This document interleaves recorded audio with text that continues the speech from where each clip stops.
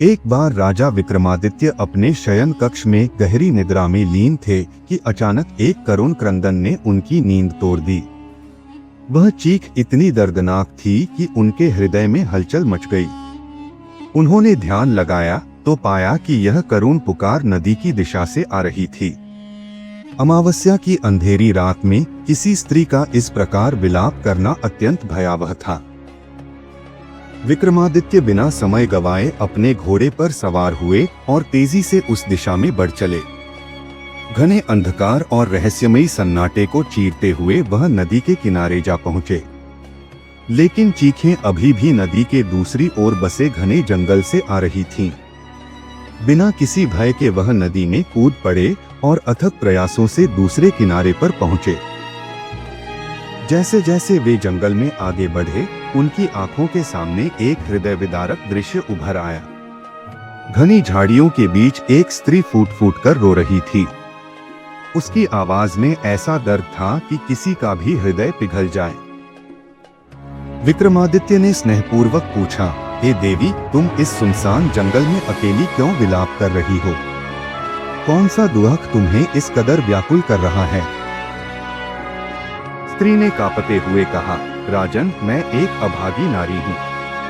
मेरा पति एक चोर था जिसे नगर कोतवाल ने पकड़कर वृक्ष पर उल्टा लटका दिया है। मुझे उसके अपराध से कोई आपत्ति नहीं, लेकिन वह भूखा प्यासा तड़प रहा है, यह मुझसे देखा नहीं जाता। न्याय में यह कहा लिखा है कि उसे अन्नजल से भी वंचित रखा जाए। उसकी आंखों से बहते आंसू और दर्द भरी बातें सुनकर राजा का हृदय द्रवित हो उठा। उन्होंने गंभीर स्वर में कहा, यदि यह केवल भोजन का प्रश्न है तो चिंता मत करो, मैं तुम्हारी सहायता करूंगा। स्त्री की आंखों में आशा की चमक आ गई। वह राजा को लेकर उस वृक्ष के पास पहुंची। विक्रमादित्य जैसे ही उसकी सहायता के लिए आगे बढ़े, अचानक स्त्री की आंखों में एक दैत्य जैसी चमक उभरी। वह बिजली की गति से पेड़ पर चढ़ गई और देखते ही देखते लटके हुए चोर को नोचोच कर खाने लगी। विक्रमादित्य स्तब्ध रह गए। उनकी आंखों में अविश्वास और आश्चर्य का मिश्रण था। वह समझ गए कि यह कोई साधारण स्त्री नहीं, बल्कि एक पिशाचिनी थी। भोजन समाप्त कर पिशाचिनी संतुष्ट होकर राजा की ओर मुड़ी और मुस्कुराकर बोली, राजन, तुमने मेरी सहायता की है। तुम्हारी उदारता से मैं प्रसन्न हूँ। तुम्हें मनचाही वस्तु मांगने का अधिकार देती हूँ। विक्रमादित्य ने तनिक भी विलंब न करते हुए कहा, यदि तुम मुझे कुछ देना ही चाहती हो तो कृपा करके अन्नपूर्णा पात्र प्रदान करो, जिससे मेरी प्रजा कभी भूखी न रहे। पिशाचिनी ने क्षण भर सोचा और गंभीर स्वर में उत्तर दिया, यह मेरे बस में नहीं, लेकिन मेरी बहन के पास यह पात्र है। यदि वह चाहे तो तुम्हें यह प्रदान कर सकती है। राजा ने सहर्ष स्वीकृति दी और पिशाचिनी के साथ नदी किनारे एक झोपड़ी की ओर बढ़े। झोपड़ी से दूसरी पिशाचिनी बाहर आई, जिसने विक्रमादित्य को ध्यान से देखा।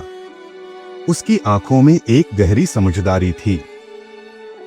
राजन, तुम सचमुच इस पात्र के अधिकारी हो, कहते हुए उसने श्रद्धा से अन्नपूर्णा पात्र विक्रम को सौंप दिया। विक्रमादित्य प्रसन्नता से भर उठे और अपने महल की ओर चल पड़े। मार्ग में उन्हें एक भूखा ब्राह्मण मिला, जिसने हाथ जोड़कर भोजन की याचना की। विक्रमादित्य ने बिना विलंब किए अन्नपूर्णा पात्र से अनेक स्वादिष्ट व्यंजन ब्राह्मण के समक्ष प्रस्तुत कर दिए।